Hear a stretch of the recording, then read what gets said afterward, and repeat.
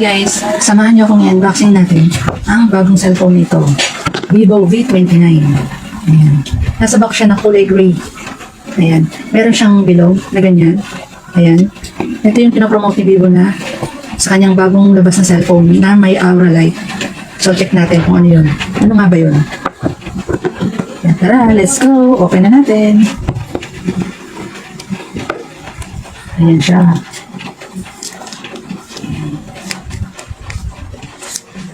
Ito nga pala yung kasama sa box. Ayan. Meron siyang pre-clear case. Ayan. Ito yung ejector pin, ejector tool. Pang-eject sa SIM card. Tsaka, mamaya na yung phone. Ito, meron din siyang kasamang mga quick start guide ng V29. Ayan. Vivo V29.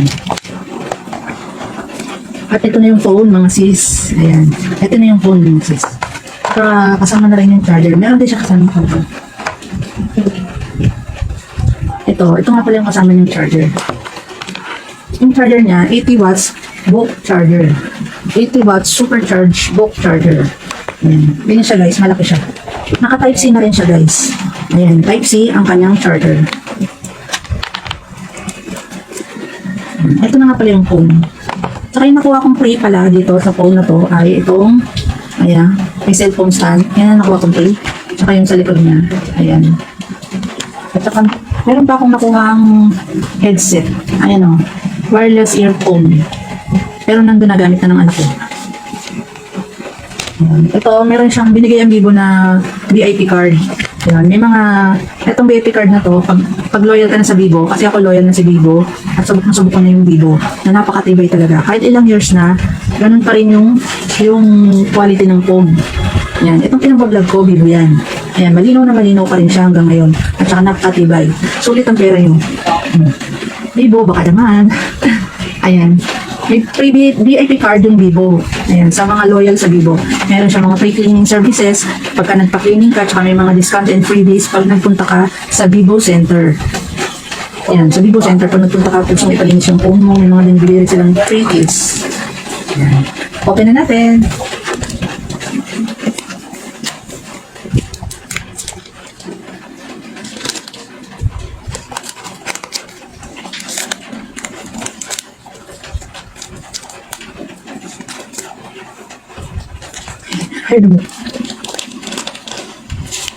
Ayan guys, ang ganda niya. Smooth. Ang tawag sa kulay nito is Magic Maroon. Ayan. Napaka-gradient niya. Tsaka looks, feels smooth and ayan. Mapipil mo talaga siya na dito. Napaka-premium look talaga niya ng Vivo.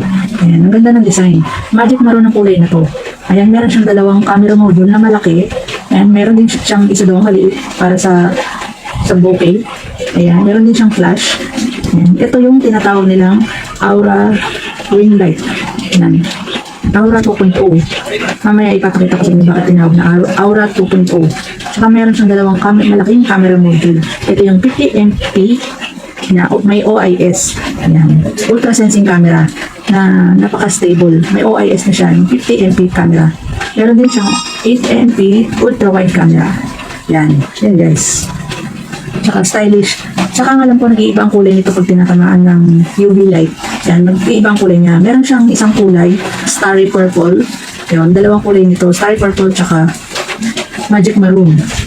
Dalawa rin pala ang storage nito, versions. Meron siyang 256, meron din 512 gig na storage. Ito 512 gig storage to mga sis. Ayan. Ayan.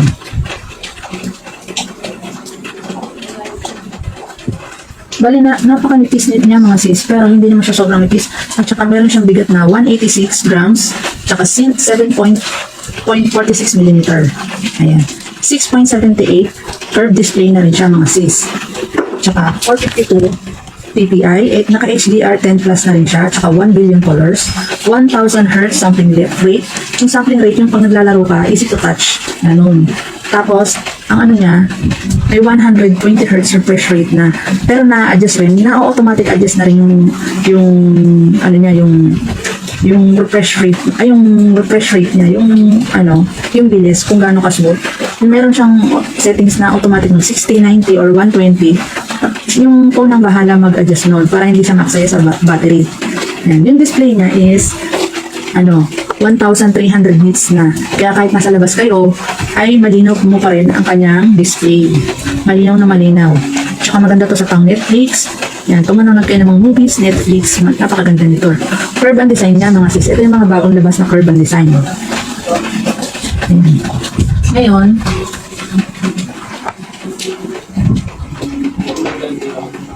yung kanyang charging speed, 18 minutes lang, nasa 50% na ang kanyang charging speed.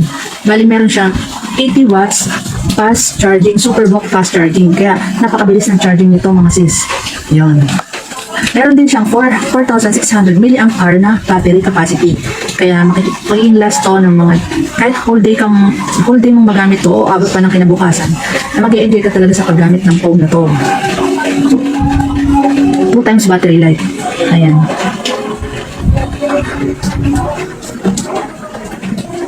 Ayan. Marami siyang pictures dito sa camera.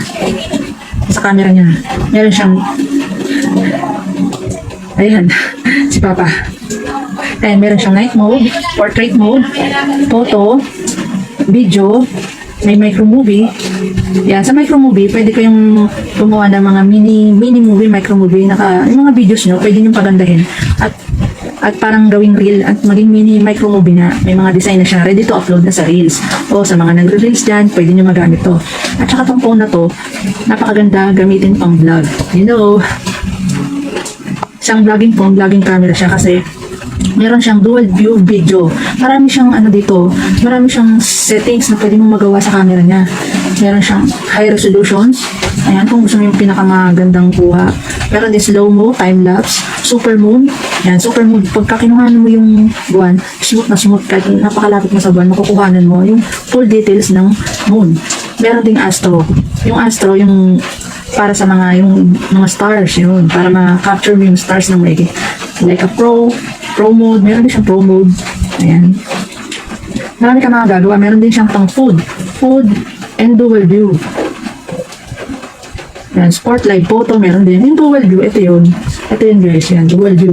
Yan, pag nagbablog ka, yung sport ko sa pagbablog, kailangan to ng mga vlogger. Yan, like me. Yan. Maganda siyang vlog, marami ka pwede, na-adjust to eh. Ayan, napapalakihan. Ayan. Naiiba-iba yung pwede mong iba-ibahin yung yan. Yan, bahala ka na kung ano gusto mo. Marami siyang settings dito. Front. Ayan, pwede siyang ganyan. Ayan, pwede siyang ganyan guys. Ayan. Ayan. Pwede mo rin, marami din siyang pwede rin pabilog. Kung gusto mo, bilog yung pwede rin heart. Ayan. Square. Ayan. Ayan. Napakaganda nito pang vlog mga sis. Ayan.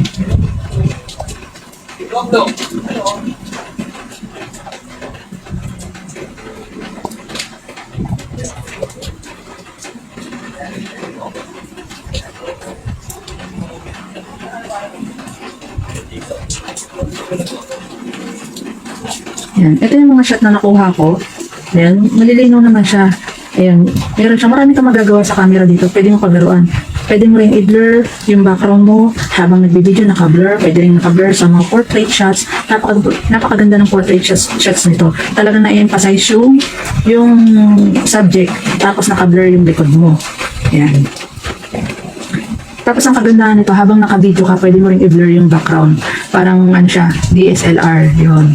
Naka-DSLR. Ayan. Tapos, pag nagsiselfie ka, ayan napakalinaw guys. Ayan, napakalinaw. Pwede mo siyang i-zoom. Kahit naka-i-zoom mo, kitang-kita yung force mo. Ayan, sa sobrang linaw, kitang-kita mo yung force mo. Diba guys, ang ganda. Saka ang kagandahan nito, yung battery life niya, durable talaga at napakatibay. Pagka tatakbi mo talaga, napakatibay ng phone.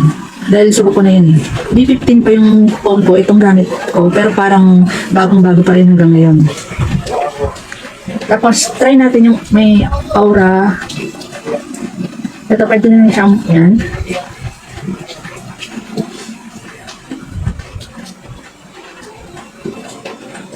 Ayan guys, oh. Pwede siya sa photo, pwede siyang 0.8. Malayo. Ayan. 1 times 1.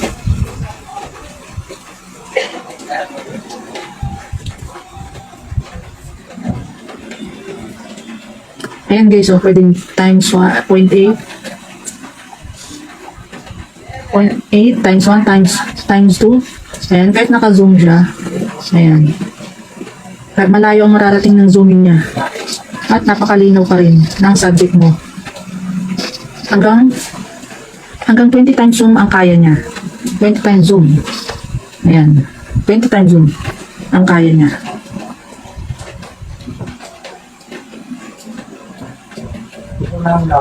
Ayan, meron din siyang iba-ibang filter dito. Ayan. Tapos sa portrait niya is ayan, marami ka rin makikita design na pwede mo i-blur yung mga background niya.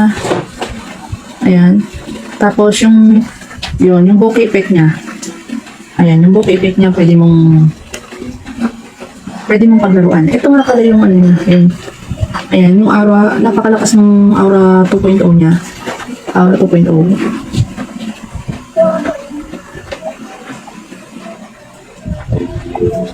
Ayan, pwede mo siyang i-adjust kung ayaw mo masyadong maliwanag. Ayan, na-adjust siya. Na-adjust yung ilaw nitong Aura Portrait 2.0. Na-adjust siya para kung ayaw mo masyadong maliwanag, na-adjust mo yung temperature niya. Ayan.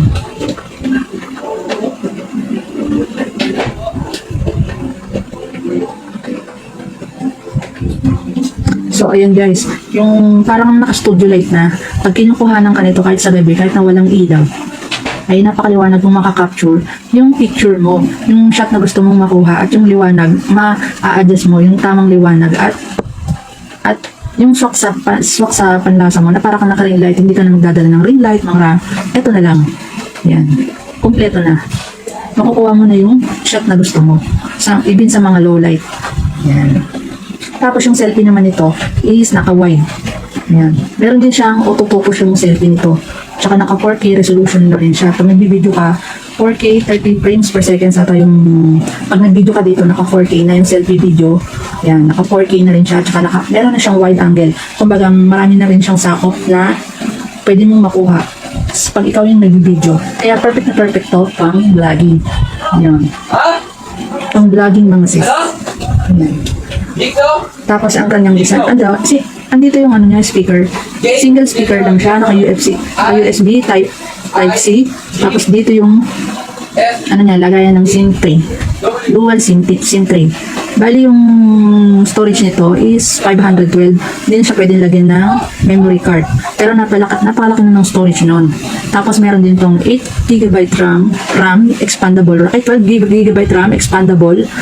Up to 12GB RAM expandable pa siya. Yan. 12GB RAM expandable pa. Tapos yung storage niya is 512. So, ano pang hinihintay nyo guys? Ayan. Bili na kayo ng Vivo V29. Ayan. Ayan. Gusto ko lang i-flex to kasi napakaganda. Ayan. Tulad yan guys. Ayan. Nakikita nyo? Naka-automatic na siya. Meron na akong makeup. Ready to upload na siya guys. Ayan o. Ready to upload na siya guys. Hindi mo na kailangan mag-makeup. On the spot magkakaroon ka ng makeup. Diba guys? Sulit na sulit ang ito. Bali, ang price nito is nasa 25,000, yung 256 ang storage, at nasa 27,000 naman ang 512GB storage. Bali, mag-a-add ka lang ng 2K para maging 512GB na ang storage ng phone mo. So, ano pang hinihintay nyo? Baila na mga sis. Ayan guys. Ilalagay ko sa comment section kung saan mabibili. Diba? Kapag hawak nito, parang ang social mga sis. Oh. Diba? Magic Maroon. Meron din siyang isang color starry purple. So that's all for today. Sana nagkaroon kayo ng idea about sa phone na to at sa gustong mag-purchase ng phone na to. Ayan. Meron na kayong idea kung maganda ba talaga itong phone na to. Sulit na sulit, smooth na smooth. Maganda yung mga shots niya. Ayan. Tsaka may details talaga. Ayan. Ayan. Maganda yung every details ng pagka-shots niya. Hindi siya lag, hindi siya maganda siyang pang vlogging. Ayan. So, ano pang hinihintay nyo? Buy lang ng mga sis.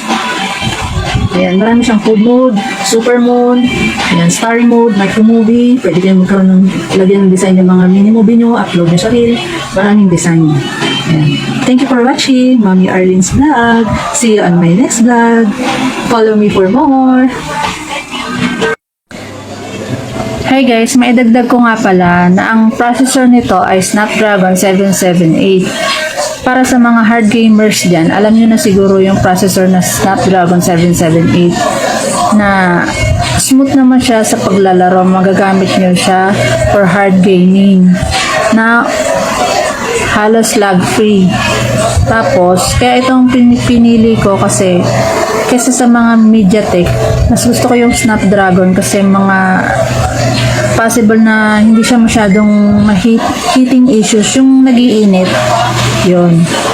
Kaya mas gusto ko yung Snapdragon. At saka, ano to, 5G connectivity na rin pala to mga sis. Malakas ang connection niya para sa latest 5G connections. Naka 5G na po siya, ang V29. Yun. Tsaka, FunTouch OS 13 na po siya. Tsaka, kung mag-update po to, hanggang 3 years po. Hindi po mapag-iiwanan yung phone nyo sa mga updated sa Vivo. Kaya makakasiguro kayong ma-update po siya kung may mga bagong update. Hanggang 3 years po, 3 to 4 years, ganun po ang update ni Vivo. Yun po, tsaka naka-OLED display curve ang screen niya. Yan, maganda rin po to sa mga hard games. Kung hindi rin pahuhuli sa hard games. Tsaka Portrait Master din po to, si Vivo V29. Nakalagay po dito Portrait Master. Yun. Yung mga blur effect sa kanya. Yun. Tsaka, ayan po. Ayan. Napakaganda niya. Ito po yung bago kong case, purple. Ayan. Maidagdag ko lang po. Ang processor niya is Snapdragon 778. 5G na po siya. Kaya, sulit na sulit po kayo dito sa phone nito. So, that's all for today, guys. Salamat.